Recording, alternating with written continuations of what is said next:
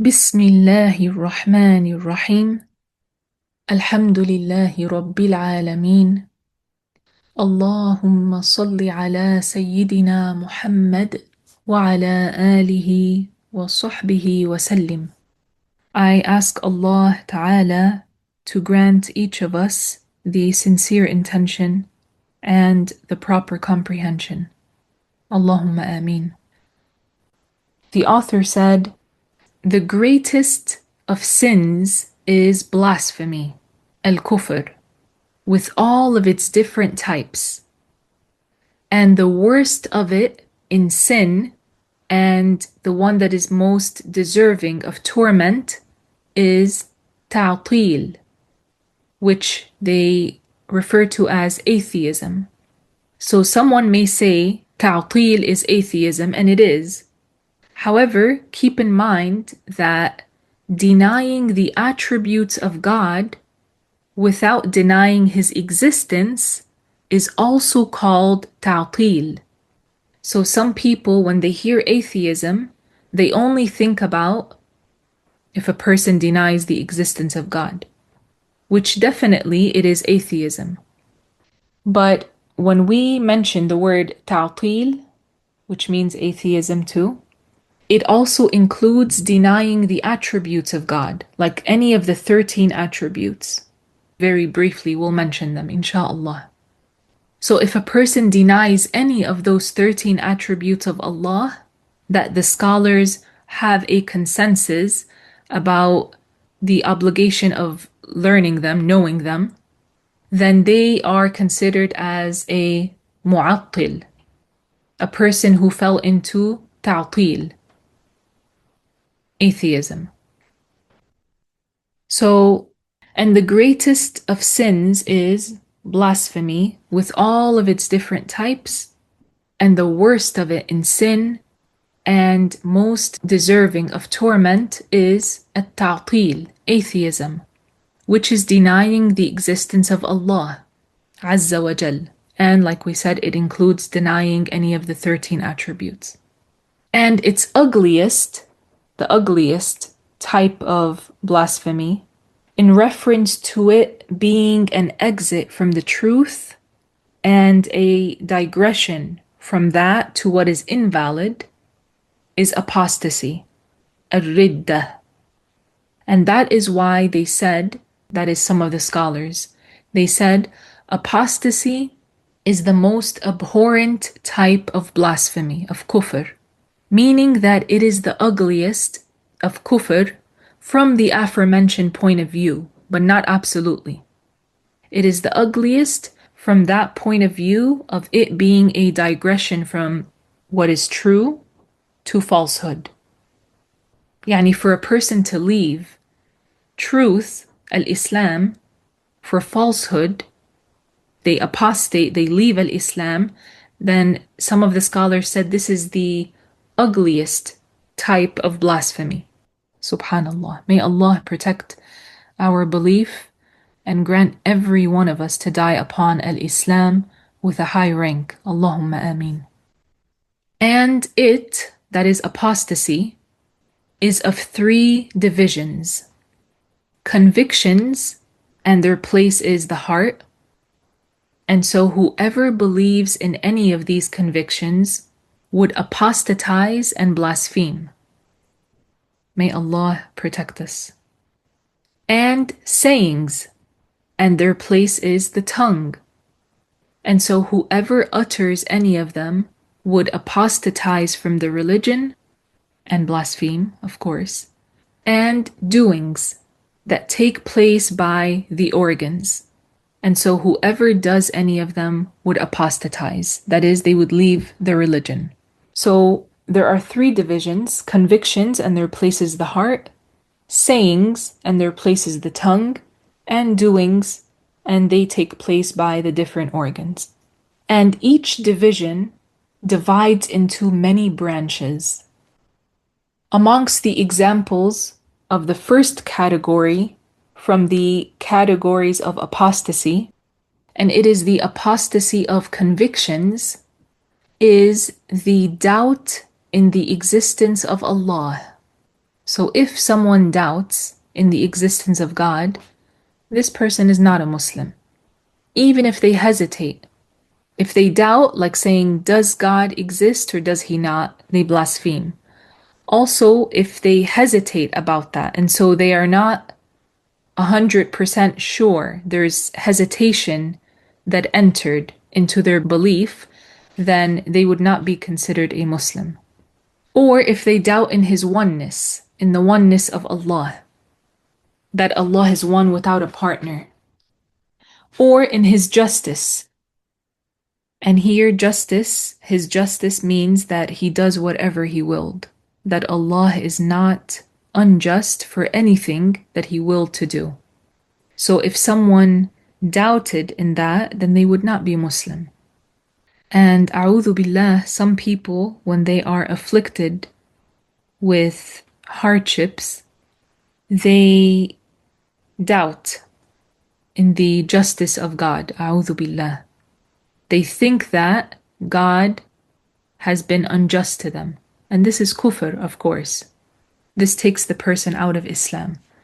It's impossible for God to be unjust because he is the creator of everything, which means he is the owner of everything. He is the true owner of everything. How can he be unjust? He can do with what he owns whatever he wills. So the one who can do with what he owns whatever he wills, he wouldn't be unjust. And amongst the examples also of the first category is doubting in the reality of his messenger, sallallahu alaihi wasallam. Like if someone doubted, was Muhammad really a prophet? Was he really a prophet of God? If a person doubted about that, they would not be a Muslim. Or if someone doubts in the reality of the Quran. Yani, if someone doubts, was this Quran really revealed by God, for example? A'udhu billah. And amongst them is denying an attribute of Allah that is necessary to be attributed to him by consensus. And keep in mind that the one who denies any of these 13 attributes, they blaspheme, they commit kufr because they go against the sound mind. They blaspheme because they are going against the sound mind. And they are the 13 attributes that the nation has consensus about the obligation of knowing them. And they were mentioned previously in our previous classes. And they are existence al-wujud, that Allah definitely exists. Allah is attributed with existence. And his existence is not like the existence of humans or any creation. So know that every attribute of God is not like any of the attributes of the creation. Even if the word that we're using is the same, like saying that God is attributed with knowledge, and some of the creations are attributed with knowledge. The knowledge of Allah is not in any way like the knowledge of the creation. So existence, al-wujud, eternity, al-qidam, that Allah the Exalted is without a beginning. He is eternal without a beginning. And also everlastingness. So this is number 3 on our list, everlastingness. Al-baqa in Arabic. That Allah the Exalted is everlasting without an end. And oneness. Al-wahdaniyah. Or if you want, uniqueness. That Allah is unique. He is unique in his self, and he is unique in his attributes. His attributes are unique. Meaning there is nothing like Allah. There is no one that is like Allah, and no one shares any of his attributes with him. That's what that means. That Allah is one in his self and one in his attributes. There is no one and there is nothing like him. And independence. That's number 5 here, I think. Independence, al-qiyamu bin nafs, that Allah is not in need of anything or anyone from the creation, and the creation is all in need of God. So Allah is not in need of anyone. And non-resemblance to the creation, al-mukhalafatu lil-hawadith, that Allah the Exalted does not resemble the creation by any means, in any way. And that is because Allah is not something that has an image or a picture or a size. He exists without a place, as we said. So he's not like the creation.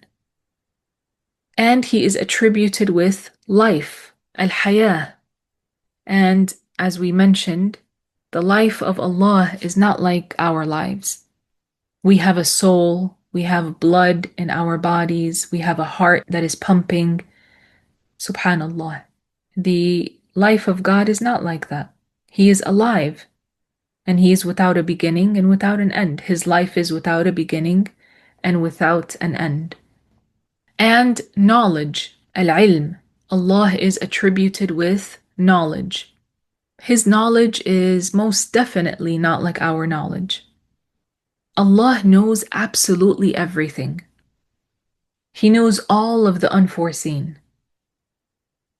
Subhanallah.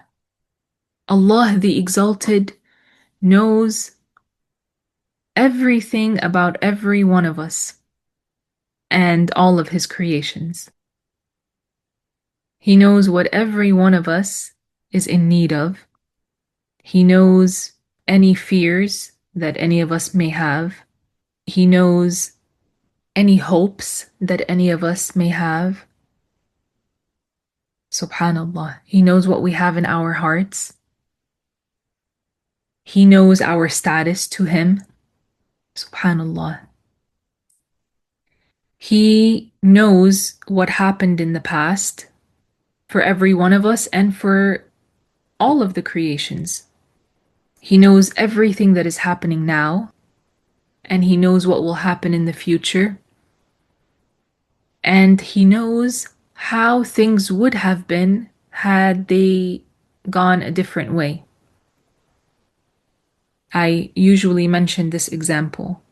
He knows what every one of us would have been doing right now with our time if we did not come to attend this lesson together.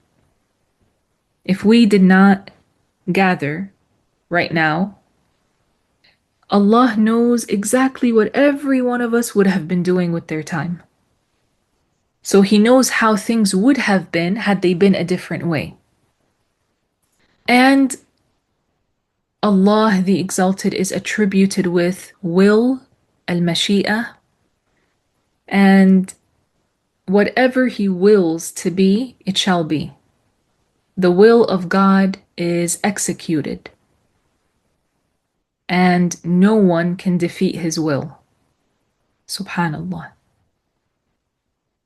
If you will for something to happen and Allah does not will for it to happen, it will never happen.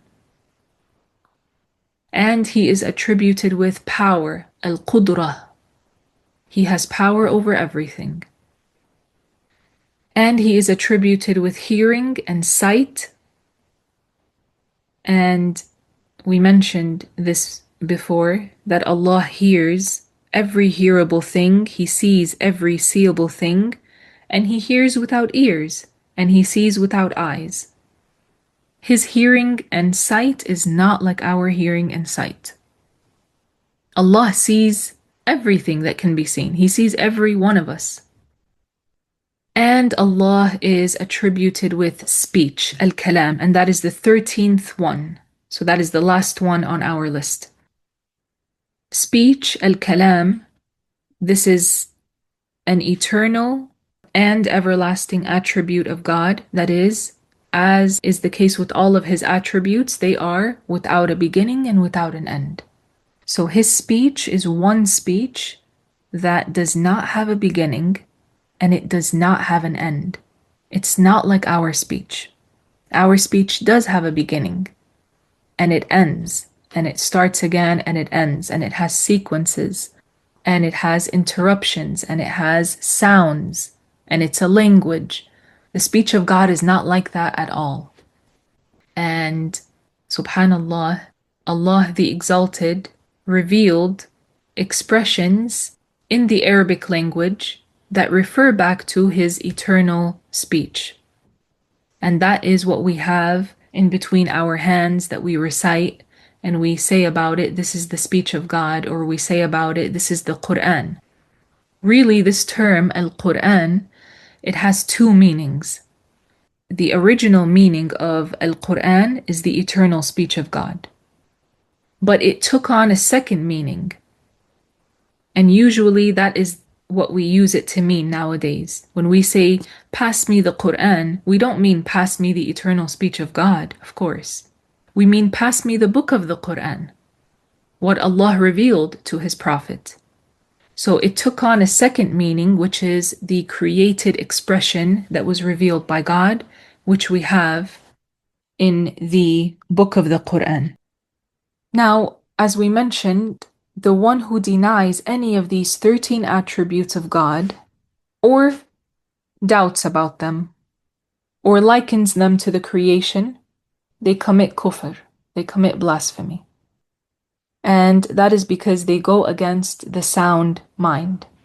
The sound mind testifies that God must be attributed with these 13 attributes. Now, Allah has more than these attributes, but these 13, we must know them. It's an obligation to know them. And amongst the examples of apostasy is attributing to Allah what is necessary to clear Him from by consensus. May He be glorified. Like a body, or sitting, or having a form, or having an image, or a shape, color, limit, or ignorance, or inability, or need, and injustice. For Allah is not attributed with any of these. So these are matters that are necessary to clear Allah from. And amongst them, amongst the examples of apostasy that take the person out of Islam, is contradicting any prophet amongst the prophets of Allah, or belittling them. That is, like ascribing any one of them with deficiency, for example, and attributes of imperfection. And amongst them is denial with knowledge. That is, rejection and contradiction of a matter that is known in the religion by necessity. That is a matter that is related to what is lawful, unlawful, recommended, disliked, or permissible, or some information about the past or future that is known by the knowledgeable and the ignorant amongst the Muslims that the Prophet came with it. Yani it is known to both the ignorant and the knowledgeable that the Prophet came with that matter. He came with that, alayhi salatu wassalam. Meaning in such a way that this matter is not something hidden from the person. That is, that it is not hidden from the one that denied it, that it is amongst the matters of the Islamic religion. And it's not hidden, being that, for example, he only recently embraced al-Islam, or he didn't know that this was something that the religion came with. So basically what we're saying is, amongst the matters that take the person out of Islam, may Allah protect all of us, is if a person rejects and contradicts something from the religion while knowing that this is from the religion. For example, they know that the religion came with the ruling that something is permissible. They know that. They know that this is from al-Islam. But what happens is they contradict that by saying that this thing is haram. It's impermissible. So they know that the religion said it's permissible, but they came and said, no, it's impermissible. It's haram. So here they are contradicting the religion. This is called at-takzib. At-takzib. And it's kufr. It's a type of kufr. Yani. You can divide it. How we mentioned earlier that the types of blasphemies, they are divided in different ways. One type, in that sense, is takzib, contradicting the religion. So if someone knew that the religion said that something is recommended and that the Prophet came with that, obviously, and they contradicted that, then this person is contradicting with knowledge. They know the religion came with that, but they're still contradicting it. This would take the person out of al-Islam. Subhanallah. Or for example, if a person, they know that eating pork is haram, is sinful. It's not permissible for us to eat pork or to drink alcohol. And this is something that is known by both the knowledgeable Muslim and the person who doesn't have knowledge, for example, the one who is not a scholar, like people like us that are just students learning. This is known, and this is known by people who don't learn, like me and you, right? It's known by even non-Muslims that Muslims do not drink alcohol, that Muslims do not eat pork. If a person comes and says, no, pork is halal, it's permissible, this person has contradicted the religion. So this is something that would take them out of al-Islam. And amongst the things that take the person out of al-Islam as well, is denying destiny by believing in the occurrence of a physical entity, of a mass, something physical, or a deed of the heart, or a deed from an organ that is not in compliance with the will of Allah, and that is without His destining and without His creating. For this is blasphemy. Yani, if a person believes that anything came into existence, whether that be something that has a mass, like an entity, like a tree, for example, or a deed of the heart, which is not something that you can see like that and grab like that, right? It's something that is created in the heart of the person. If someone believed that something like that came into existence without the will of God, this person is not a Muslim. Or a deed of an organ, a deed that happens like with your hand, for example, or with your foot. Everything that comes into existence is created by Allah, including all of our actions, including all of our deeds, our intentions as well. The intention is a deed.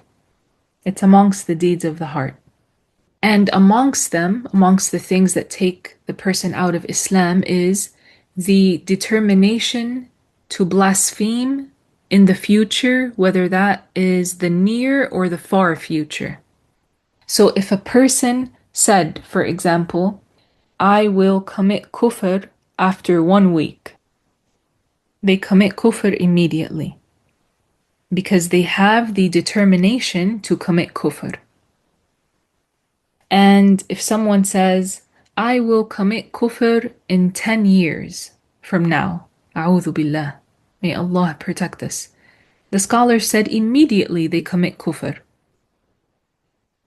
They wouldn't wait those 10 years in order to commit kufr. Immediately they would commit kufr. Why? Because they have the firm determination to blaspheme, whether that be the near future or the far future. And likewise, being hesitant about that, whether or not one should blaspheme. Immediately they would blaspheme if they are hesitant. If they are thinking, should I blaspheme or should I not? And they're being hesitant like that, immediately they would fall into blasphemy.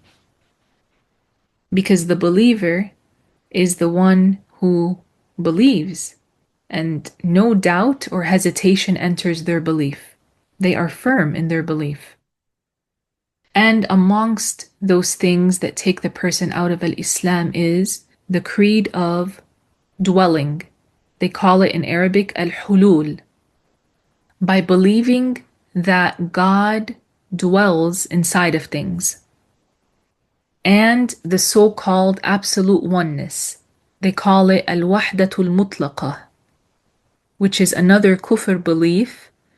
Those people, they believe that God is the world and the world is God. And both of these, brothers and sisters, both of these types of blasphemy, the creed of dwelling, believing that God dwells in things, and the creed of the absolute oneness, those that believe that God is the world and the world is God, both of these are amongst the worst types of blasphemy. So amongst the worst types of blasphemy is denying the existence of God or any of the 13 attributes, and believing that God merged with his creations and that he and his creations are one, and believing that God dwells in things. These are amongst the worst types of blasphemy. And examples of the second category, so now we gave examples of the first category of blasphemy, and they are the convictions, beliefs that take the person out of al-Islam. We mentioned also the second category of apostasy. And here, the second category of apostasy we will go over is the apostasy of doings. The apostasy of doings. So amongst the examples of that is prostrating to an idol. And that is the image that was taken by the pagans as an object of worship. Or prostrating to the sun or the fire. Because the Muslims have an agreement that all of these doings do not occur except from a kafir, from a blasphemer. So if a person prostrated to the sun, they would commit kufr by that. Or if a person prostrated to the fire, for example, they would commit kufr by that. And they commit kufr because that matter is something that only a kafir would do. So it's a rule. This is a rule. The one who does something that only a kafir would do, they would commit kufr by that. And throwing the book of the Quran in the trash. May Allah protect us. This is a blasphemy of the doings. It's a doing. It's something that a person would do with their hand, for example. So if a person throws the book of the Quran in the trash, this person commits kufr. Even if they claim that they were not intending to belittle the Quran. This act in itself of throwing the Quran in the trash is kufr. It takes the person out of Islam. May Allah protect us. Because that is degrading it. That is in itself degrading it. And likewise, deliberately and voluntarily stepping on the name of God, a'udhu billah, while being aware that what they are stepping on is the name of God. If a person steps on the name of Allah in any language and they know that that is the name of God, that is kufr. That takes the person out of Islam. And examples from the third category, and that is the apostasy of sayings. So sayings that take the person out of Islam. And I just want to mention to you that the Prophet sallallahu alaihi wasallam said, أكثر خطايا ابن آدم من لسانه, that most of the sins of the son of Adam are from his tongue. And nowadays, because many people are far from the correct Islamic knowledge, and they don't sit in a session like this to be warned about these matters, subhanallah.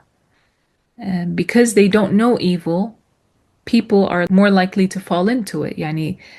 Thank God that we are learning what these evil matters are so that we can protect ourselves right? And others from it, inshallah.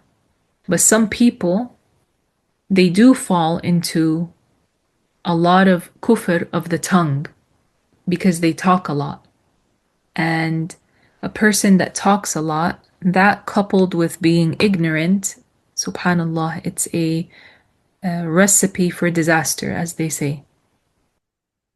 So there are a lot of kufr, blasphemy of the tongue that happens nowadays. So examples from this category is like saying to a Muslim, while knowing him or her to be a Muslim, O kafir, O blasphemer, without having a meaning behind it that saves one from blasphemy. That is, they have no explanation or motive that saves them from blasphemy. Like, they were not intending by this expression to liken him to a kafir, to liken him to a blasphemer, meaning, O you who resembles the blasphemer in your ugly deeds. That's not what they meant. Rather, what they meant is, your religion is blasphemy. While he knows that that person is upon al-Islam, how can he call his religion blasphemy? So in that case, the one who says that blasphemes. And amongst them is belittling any name of Allah. Like if he says that the name Ar-Rahman is not praiseworthy, while knowing that it is a name of God. Or he belittles the promise of Allah, the promise of Allah of reward for the obedient. Like to say, paradise is a children's toy. And this is something that some people have said. They belittled paradise by saying, paradise is a children's toy. Some of them said, it's like a baby's rattle. You know the rattle that they give a baby or a small child or a toddler? He shakes it and it makes noise. They might fill it with something, little balls or rice or something like that. Something that if you shake it, it would make noise. Some of them actually said this statement and they blasphemed. They said paradise is like a baby's rattle. This is a statement that takes the person out of Islam. Allah the Exalted mentioned that paradise is something that is worth working for and striving for, and the Prophet came with that. He said, إِنَّ الْجَنَّةَ لَا خَطَرَ لَهَا هِيَ وَرَبِّ الْكَعْبَةِ نُورٌ يَتَلَأْلَأ. The Prophet ﷺ said, indeed, paradise has no similar. And he said, I swear by Allah, the Lord of the Kaaba, that paradise is like a glimmering light. And then he went on to describe paradise in the hadith that you know. Subhanallah. There's nothing like paradise. Nothing compares to it. Nothing from this dunya compares to it. Think of our striving throughout the month of Ramadan. This is so that we can gain paradise, inshallah, and gain a high rank in it, and gain the rewards. So a person cannot belittle what Allah deemed high in status. Or if a person says that the enjoyment of this world, or some of it, is greater than the enjoyment of paradise. This is also a statement that would take the person out of Islam. Or if a person belittles the threat of Allah, meaning that he belittles Allah's threat to the sinners and blasphemers, like to say, tomorrow I will warm up in the fire of hell. A'udhu billah. Or for a person to say, its torture will be enjoyment for me. A'udhu billah. Again, this is something that Allah threatened the people with. Hellfire. Threatened the blasphemers with. There is no enjoyment in hellfire. there is no relaxation in hellfire. How can a person claim that they will warm up in the fire of hell, or that they will enjoy their time in the fire of hell? How can they? And subhanAllah, this is a matter that some people joke about. And there have been singers and rappers that have said things similar to this. Yani, belittling the threat of God for the blasphemers and the sinners, which is hellfire. Allah threatened the kuffar, the blasphemers, and the sinners with hellfire. How can a person come and make fun of that? And this belittlement relates to the person for whom it is not hidden that these matters pertain to Allah. That is, it is blasphemy, it is kufr for the one who knows that the name that he belittled is the name of God, or that the promise he is belittling came in the religious law, that is, about paradise, or that the threat that he is contradicting is something conveyed by the Prophet sallallahu alaihi wasallam. Sallallahu alaihi wasallam. However, if the person belittles a promise which he does not know is a promise of God, or he contradicts a threat that he does not know is a threat of God, then he does not blaspheme. He does not commit kufr. And likewise, amongst the expressions of apostasy that take the person out of al-Islam is belittling al-Islam.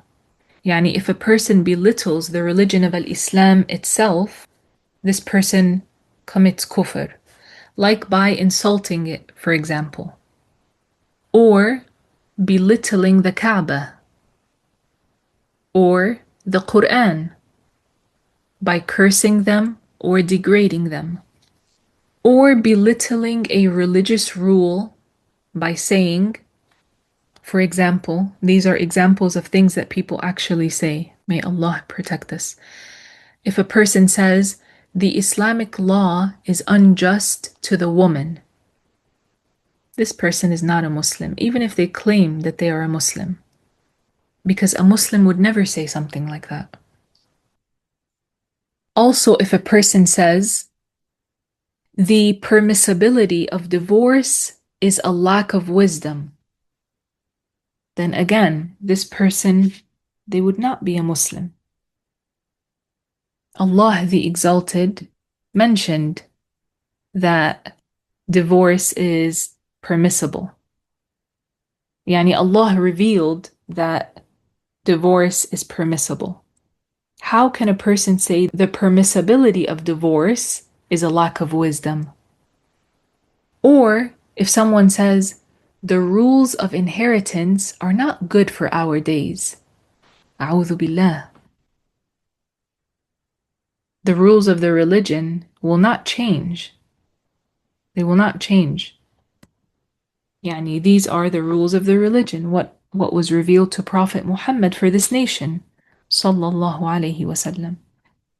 So if a person says that the rules of inheritance are not good for our days, it's as if he's saying that Allah is not wise, that the Messenger of Allah taught us something that is wrong, because the Prophet taught us that these are the rules of inheritance until the Day of Judgment, and Allah revealed it as such. And Allah knows His creation, and He knows what is good for His creation. Or if a person says that for a man to have 2 or 3 or 4 wives is ugly, and this is something that some men fall into, but a lot of women fall into. They dispraise this matter of a man having 2 or 3 or 4 wives. They say it's ugly, while the religion deems it permissible. So if Allah deemed something permissible, if Allah revealed something to be permissible, and someone came and said that this thing is ugly, they are saying that Allah is not wise, and they are contradicting what came in the religion, and whatever is like that.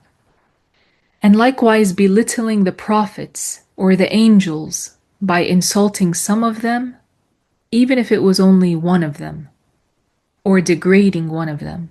This would take the person out of al-Islam. Like how some people, they belittle the honorable angel of death, Azrael alayhi salam. Subhanallah. We will go over a benefit. One of the scholars mentioned in his book a really beneficial statement in which he mentions that the one who does any of these things, he lists many different things. He says this person is not a Muslim. And this is something important, brothers and sisters. We can't be, as they say, wishy-washy people. When it comes to the matters of the religion, things are very serious.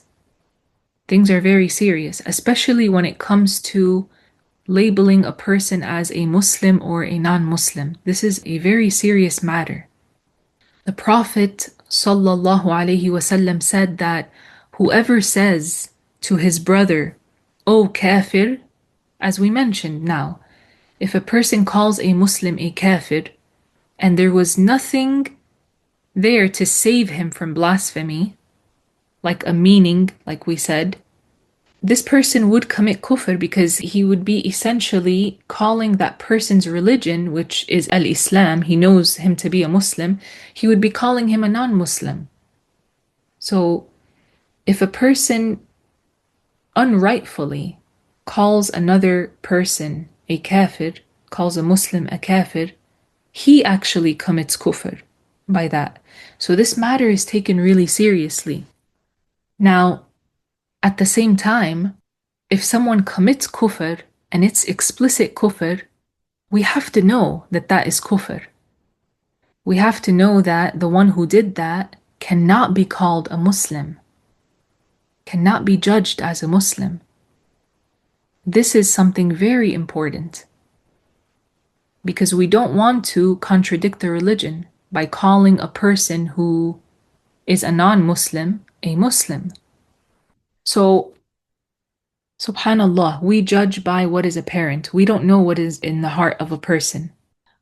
Some people would say, but you don't know what's in their heart. Or, but you don't know what state they will die upon. I've heard this many times before. And that is true. We don't know what state anyone will die upon. We ask Allah to grant us to die upon al-Islam. Insha'Allah, every one of us dies upon al-Islam and our family members too. May Allah guide us and them and protect our belief and grant us all the good end. If a person commits kufr, we have to judge it as kufr. We would know that this person is a kafir. We can't judge him as a Muslim. Even if we want him to be a Muslim and we love that for him, and we love that for everyone, we can't judge him as such because we have to protect ourselves. So we have to judge things accordingly. Some people, they don't want to judge someone as a non-Muslim even though that person fell into blasphemy. Like if a person cusses God, you have to know that the one who does that is a non-Muslim. We have to judge him as a non-Muslim. We have to. Otherwise, if we call him a Muslim and we know that he just fell into kufr, we would commit kufr. A'udhu billah. We know that that's not Islam. If a person says that Jesus is God or that Jesus is the Son of God, we have to judge that person as a non-Muslim. You don't make takfir unjustly, unrightfully upon anyone, meaning you don't declare anyone as a kafir, as a non-Muslim, unjustly. And at the same time, you must know that someone is a kafir if they really are, if they fell into kufr. You have to know that and judge them accordingly.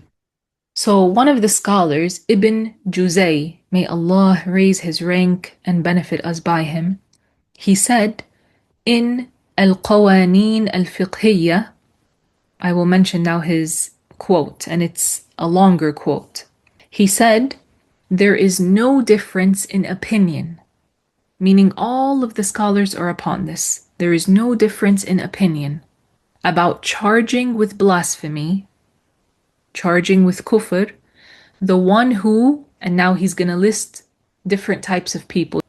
So he said, there is no difference in opinion about charging with blasphemy the one who denies the lordship of Allah, or his oneness, or the one who worshipped with Allah someone else, or the one who was upon the religion of the Jews, or the Christians, or the Majus, and the Majus were some fire worshippers, or the Sabi'ah, and they were star worshippers. They worshipped stars, particular stars. So I just want to highlight here that as Muslims, we believe that the fire worshippers are kuffar, and the star worshippers are kuffar, and the Jews and Christians are kuffar. There's no room for any doubt or hesitation about that. We mentioned earlier the verse in the Quran that Allah the Exalted revealed, وَمَن لَّمْ يُؤْمِن بِاللَّهِ وَرَسُولِهِ فَإِنَّا أَعْتَدْنَا لِلْكَافِرِينَ سَعِيرًا, which means, and whoever does not believe in Allah and His Messenger, meaning Muhammad, then we, that is Allah, have prepared hellfire for the kuffar, for the blasphemers. This is an explicit verse from the Quran stating that whoever does not believe in Prophet Muhammad is a kafir, is a non-Muslim. The Christians and the Jews, they do not believe in Prophet Muhammad. They do not believe in him. The Jews, subhanallah, their situation in this matter is worse because they don't believe in Jesus as well. They don't believe in Prophet Isa. They disbelieved in Isa when Isa came, and then when Muhammad came, they disbelieved in him. As for the Christians, they believe in Moses, but they don't believe in Muhammad sallallahu alayhi wasallam. As for the Muslims, we believe in Musa, we believe in Isa, and we believe in Muhammad and in every prophet of God. Alhamdulillah. He says, or he believed in Al-Hulul, which we mentioned earlier, the creed that Allah dwells in things. He said, or in reincarnation.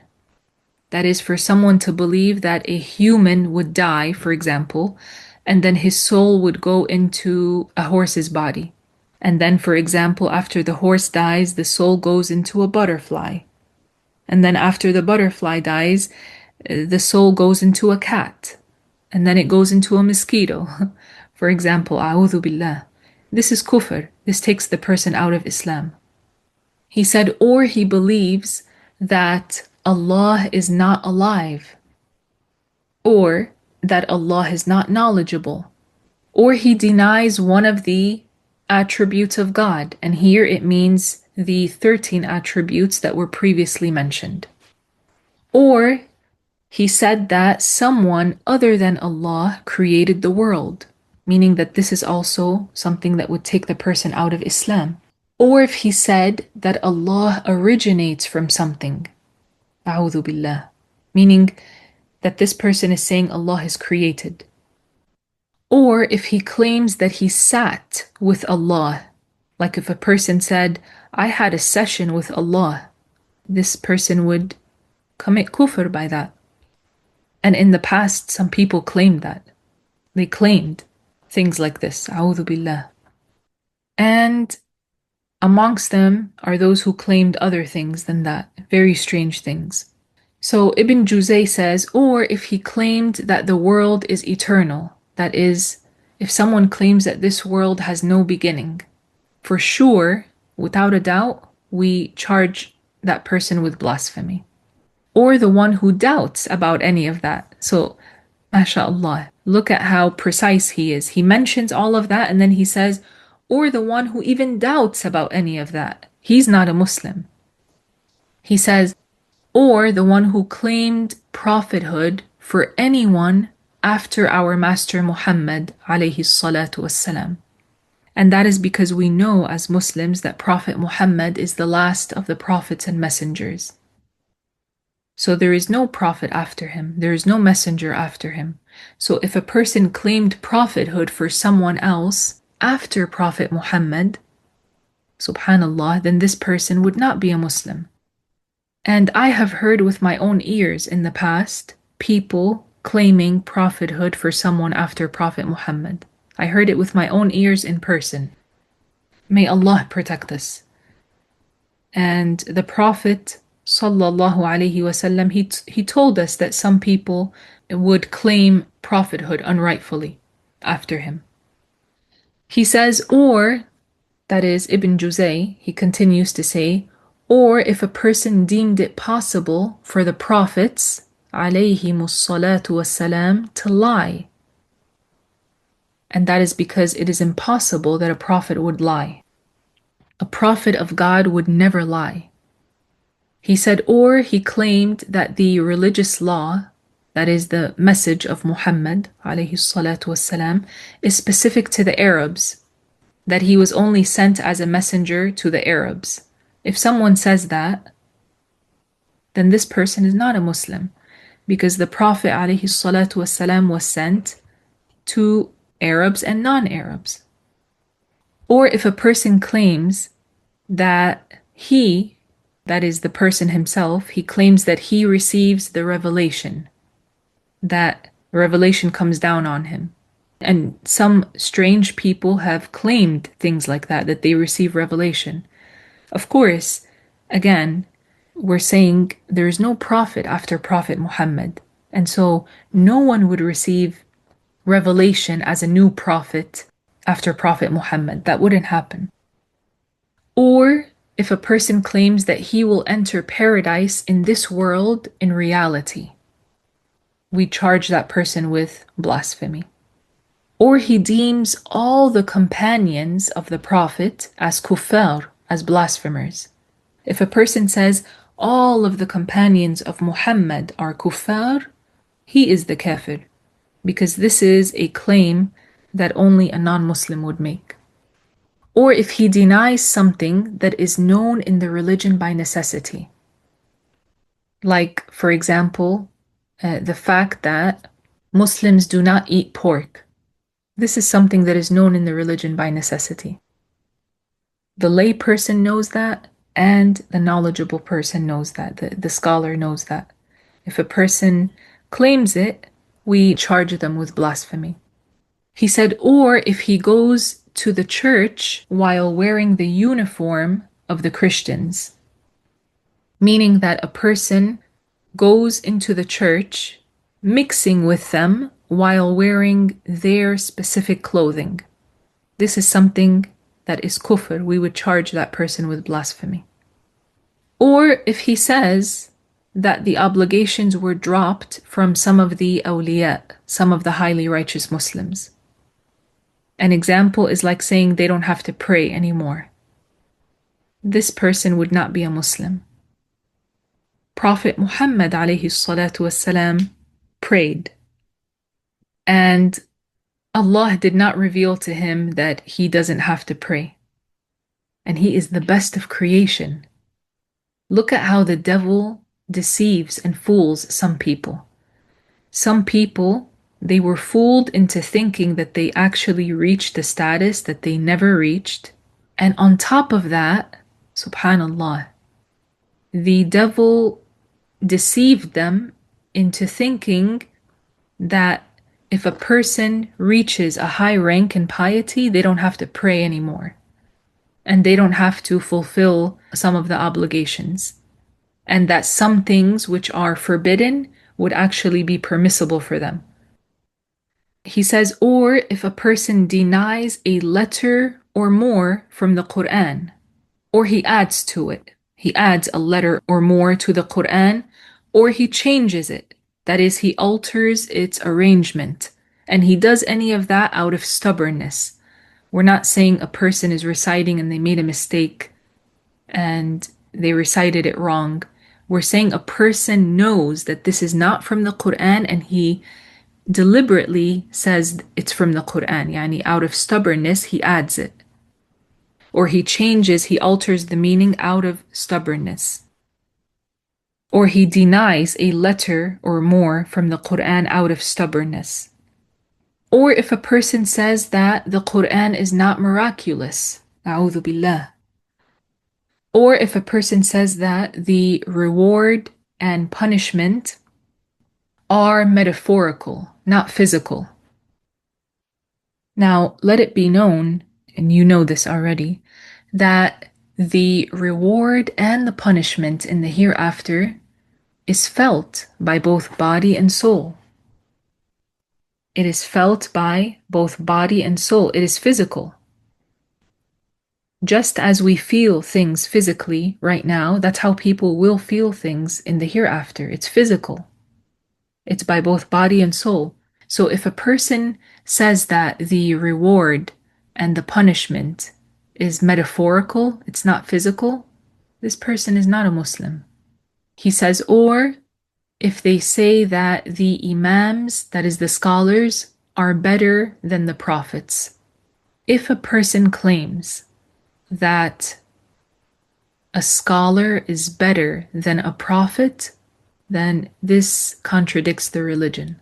This person would not be a Muslim. The prophets are the best of the creation of God.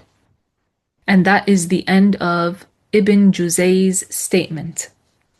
Then the author said, and there is no difference in judging with apostasy, which means blasphemy, the one who utters any of the aforementioned blasphemous expressions, whether he said them in a state of acceptance or in a state of anger.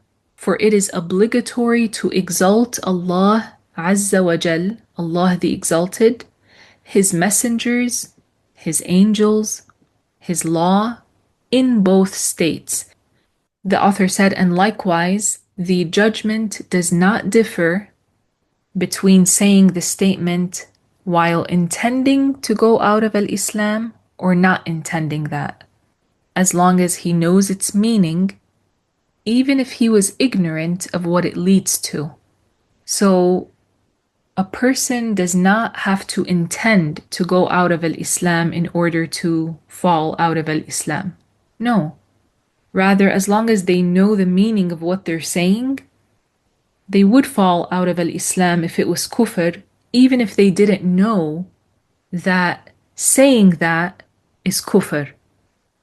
Even if they did not know, they never learned that saying that or doing that or believing that renders one a non-Muslim, a blasphemer. In other words, there are people that think that they are Muslim, but they're not. Like the Wahhabis, for example. Like the Wahhabis who believe that God is like the creation.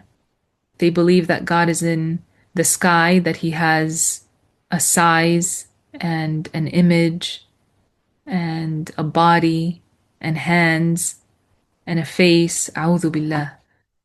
And they believe that they are Muslim, but they are not. No one ever made it a condition for a person to be a blasphemer, to be a kafir, that he knows that he is a kafir. No one ever made that a condition, or that he intends to be a blasphemer in order to be charged with blasphemy. And that is proven by the saying of Allah the Exalted in Surah Al-Kahf, verses 103 and 104. Allah the Exalted revealed, قُلْ هَلْ نُنَبِّئُكُمْ بِالْأَخْسَرِينَ أَعْمَالًا الَّذِينَ ضَلَّ سَعْيُهُمْ فِي الْحَيَاةِ الدُّنْيَا وَهُمْ يَحْسَبُونَ أَنَّهُمْ يُحْسِنُونَ صُنْعًا. It means, O Muhammad, say, should we inform you about those whose deeds are worthless? Those whose striving in the worldly life was all in vain while they thought that they were doing something good. So this tells us very clearly that there are people that think they're doing something good. They think they will be safe in the hereafter. They are hopeful even for a great reward. However, their striving was all in vain. Their deeds are worthless. Their deeds are like nothing. So included in that are people, for example, that would fall out of al-Islam and they don't know that they have, and they think that they are collecting deeds, they are praying, they are fasting, they are doing the apparent look of these deeds. However, they are not getting the reward for it because there is no belief in their heart. Yani, they have invalidated the belief. So they are not Muslim. Also included in that are people like the Christians and the Jews. They're striving, like if you take the Christians, for example, subhanAllah, some of them really strive in their way. What I mean by that is they really put in effort. You've probably had some of them knock on your door before. They wake up really early sometimes. They come with their books, they knock on your door, and they have like, subhanAllah, like a whole group of them. And they sit there and they think about what are we going to say? What they want to do is they want to take you out of al-Islam and make you enter into their religion. A'udhu billah. A'udhu billah. But what we're saying is they put in effort. These people put in effort. They put in effort, subhanAllah, more than a lot of people who actually have the correct belief. Yani they put in effort which is not good. It's something evil. But what we're saying is they strive harder than some Muslims. Some Muslims just sit there and they don't do anything. They don't attend the lessons. They don't even pray. But at the end of the day, they're Muslim, right? Subhanallah. Then you have kuffar that do not have the right belief. They don't believe in Allah correctly. But subhanallah, yani, when it comes to the outward striving of something and putting in effort and physical effort and so on, they put that in. Even some of the Wahhabis, a lot of them, they put in a lot of effort to spread the kufr beliefs that they have. And we are more worthy, we are way more worthy of putting in the effort and spreading the truth that Prophet Muhammad came with, that truth that supports what he came with, and that he supported, and that the prophets came with, the belief in Allah, teaching people that God is not like the creation, so that they don't go on worshipping something that they think is God, and they're not worshipping God. Subhanallah, Allah the Exalted revealed, قُلْ هَلْ نُنَبِّئُكُمْ بِالْأَخْسَرِينَ أَعْمَالًا. Say, O Muhammad, shall we inform you about those whose deeds are worthless? الَّذِينَ ضَلَّ سَعْيُهُمْ فِي الْحَيَاةِ الدُّنْيَا وَهُمْ يَحْسَبُونَ أَنَّهُمْ يُحْسِنُونَ صُنْعًا. Those whose striving in this worldly life was all in vain, while they thought they were doing something good.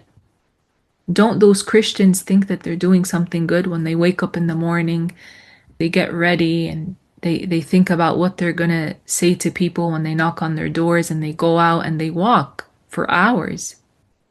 You see them walking, subhanAllah, they knock on so many doors, and I used to see them, and hours later, you might even take the car and like drive somewhere and come back and you see them still in the neighborhood, like knocking on people's doors. They put in a lot of striving and they think they're doing something good, obviously. They'll tell you, I want you to be in paradise. But they're not calling to that which leads to paradise, unfortunately. Subhanallah. So we are more worthy. We actually have the truth, yani. Subhanallah, may Allah strengthen me and you. You said the Christian people came to my door many times. Finally, they stopped coming. Alhamdulillah that they stopped coming. Abdullah, yes, I meant by their eyes. No one will see Allah in this world with the eyes of their heads. Yeah, Prophet Muhammad alayhi salatu wassalam, he saw Allah during the Mi'raj. During the Mi'raj, when he ascended to the sky, but he saw Allah with his heart, not with his eyes.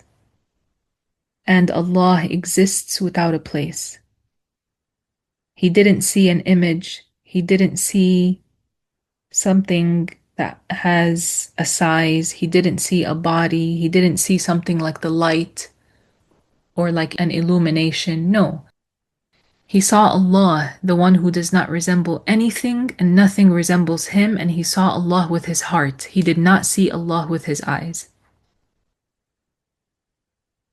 You said they even know your name, mashallah. Look at that. يعني they قد يقال they did their homework. يعني it shows you how much they strive. Subhanallah. We are more worthy of striving. We are more worthy of calling the people to Al-Islam, because Al-Islam is the religion that Allah accepts. Inna ad-deena 'inda Allahi al-Islam.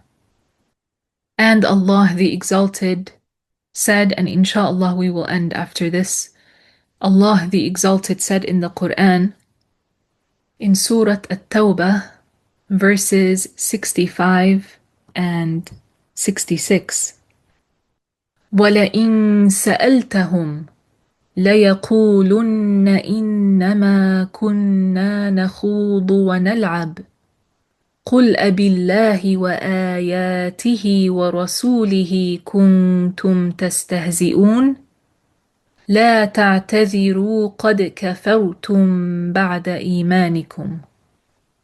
This means, and if you were to ask them, O Muhammad, they would say to you, we were only engaging ourselves in playing.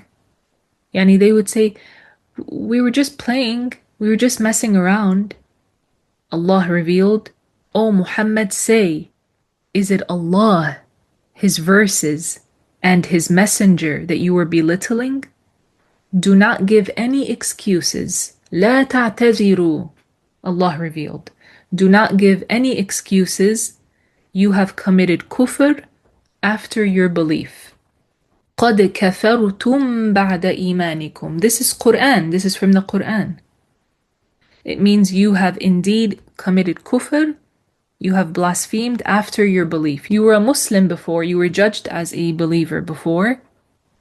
And now you are judged as a non-Muslim. Meaning you have been charged with blasphemy by your mere act of belittling. So a person cannot joke around and belittle the religion. This would take the one who does that out of Al-Islam.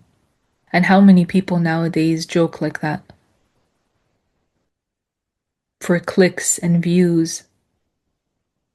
People make videos like that, and making fun of things in the religion. A'udhu billah, and they get millions of views.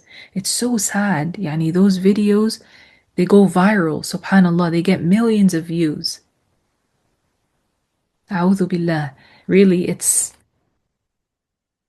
something, yani, how viral the evil matters go. They spread so fast, like a lot of evil things spread really fast. It shows you the striving that people have in general, yani.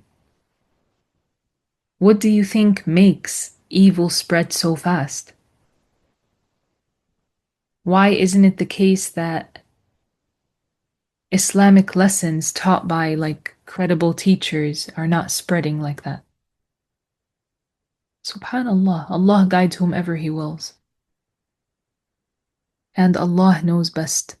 سبحانك اللهم وبحمدك أشهد أن لا إله إلا أنت أستغفرك وأتوب إليك.